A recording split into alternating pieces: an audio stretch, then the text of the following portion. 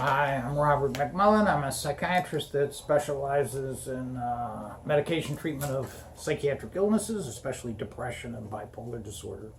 And I've also added TMS, transcranial magnetic stimulation, to my armamentarium for fighting these illnesses. What I'd like to talk about is the symptoms of depression and also about the suicidal thoughts that are often associated with it.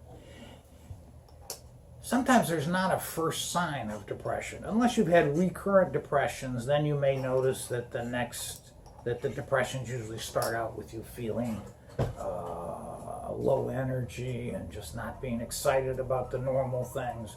Or maybe it starts out with insomnia and waking up during the night. But depression is not an illness about just depressed mood.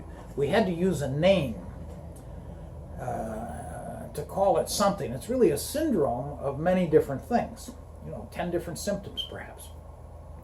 We could have called it McMullen's low energy syndrome, or we could have called it lack of pleasure syndrome, but they picked out the word depression. So in the syndrome of depression, you don't even necessarily have to have a very depressed mood. Sometimes you'll have somebody, they don't feel that great, but they don't feel that depressed. But the symptoms generally are that you're not getting a good night's sleep. You're waking up during the middle of the night or waking up early in the morning, and it's hard to get back to sleep. And sometimes you have the opposite of sleeping too much. And generally your ability to enjoy things is down. You're just not enjoying your hobbies and seeing friends like you used to. And even your appetite may be down a little. A really delicious meal, it tastes okay, but it's not like you really relish it. And the concentration is down, that it's a little harder to read and focus, and you can't remember the sentences, and you have to go back over and read some of it again. And your self-esteem goes down, and you often feel like life is a big struggle, and you kind of wish you were dead. Now, these are the general symptoms of depression, and as you can see, they're not the same thing as grief. If you've been married for 30 years and you lose your wife, and then you get very depressed and you just don't want to leave the house and you don't do anything, everybody says, well, of course he's depressed because he was really in love with his wife and they were married for 30 years. But the guy now has low self-esteem, he doesn't enjoy things, his friends want him to go out and go fishing and he doesn't return their phone calls. He quits his job at 65 when he doesn't really need to. And after a year, he's isolated and his whole life has fallen apart. But his having a sleep problem and not enjoying food and having low self-esteem, that's different than just plain grief. You could lose somebody you really love, but at the wake, you might be able to smile and with other people and joke about old times, about the person you lost, and you might still enjoy food. And your self-esteem doesn't go down. So if your self-esteem goes down and your sleep becomes bad and you can't concentrate, and this is going on for weeks and months after you've lost a person, this is not just normal grief.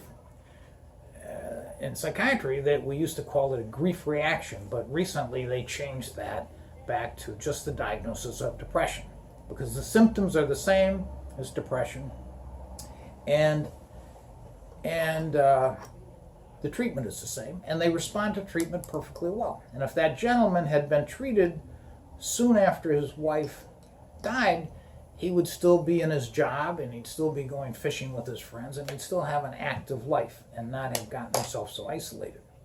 Even physicians make this mistake all the time. They say, well, of course the person is really depressed because this and this happened to them, so they don't treat the depression. But if I were to break my leg and I go into an emergency room, they're not going to look at the leg and say, we know what caused it. A car hit it, so we're not going to fix it. We're not going to treat it because we know what caused it.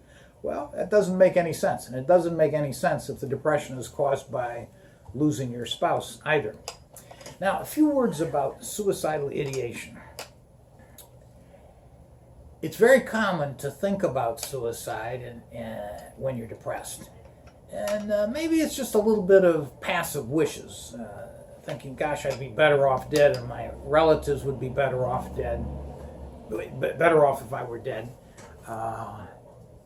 And I wouldn't mind if a truck just hit me by accident and I was gone, or I wouldn't mind if I got cancer and died. And one thinks like this frequently in depression. And then when it gets a little more serious, then you begin having fantasies about how you might kill yourself, and you're thinking about jumping off a bridge or hanging yourself or shooting yourself. And then it's a lot more serious when you start making plans and you go out and you purchase a gun or something. Now, once it reaches the level of planning, then that's serious. And you should always ask a relative who's depressed, are you thinking much about suicide? A lot of times we're afraid to ask because we think we're going to suggest it to them, but they can think of it themselves. They don't need us to suggest it. And they're often quite honest, and they'll say, yes, I'm having all these fantasies of killing myself, and then you can be a little bit more aggressive about getting him or her in to see a therapist and a psychiatrist and treating this. Another interesting thing about suicidal ideation is in those people where it's not actually a serious possibility, it's still a very useful way of measuring the depression. If you're thinking all day long, gosh, I wish I were dead, I just wish I were dead, and you're having little thoughts of jumping off the bridge flash into your mind, and that's going on, that's a lot different than if 2 weeks later, 2 or 3 times a day, you're thinking about it.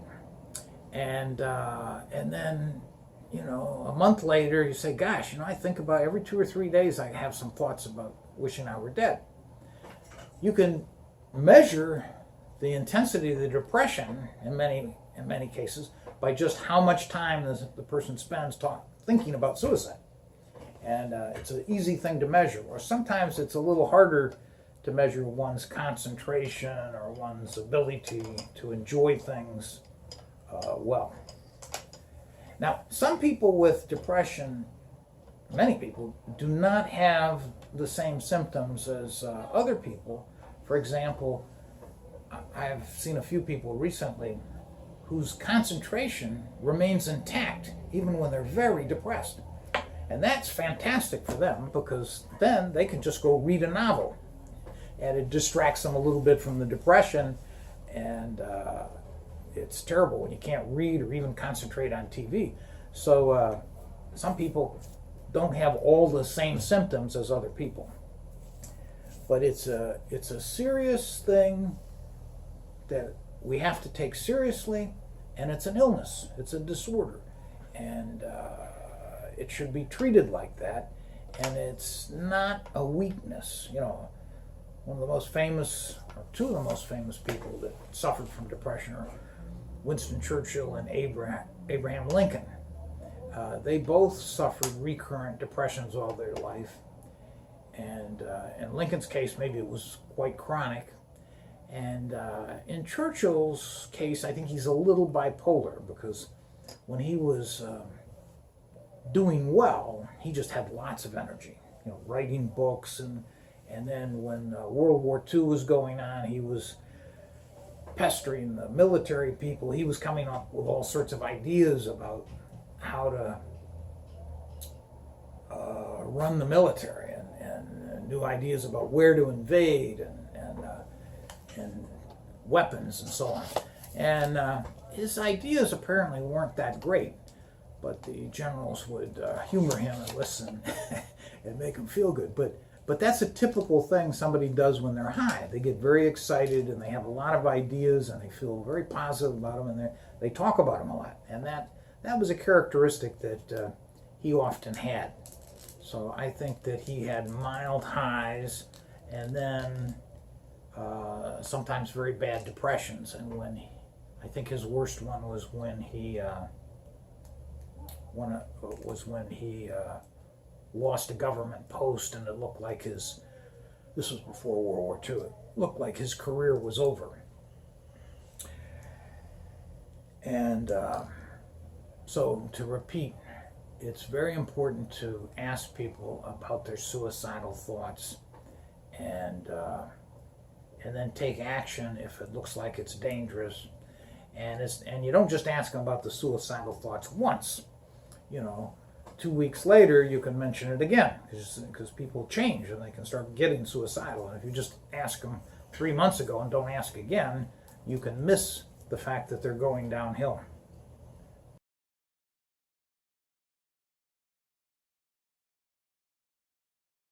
If somebody's really a friend of yours or a relative is really getting extremely depressed and having a lot of suicidal thoughts, I would really seek out treatment. I would ask for a recommendation from an internist or a therapist or a friend of some psychiatrist or therapist to go see. Usually, if it's a bad depression, you should go to a psychiatrist first, because you really generally need to get on some antidepressants. And the psychotherapy works for depression, and it works extremely well. But if it's a really serious, deep depression, it may not work so well, and you don't have time for it. You don't have as much time to wait around for it to work. You could add that on to the medicine. But I would then also take the person to see the psychiatrist. I hadn't thought about this too much because I'm on the other end. People come to me.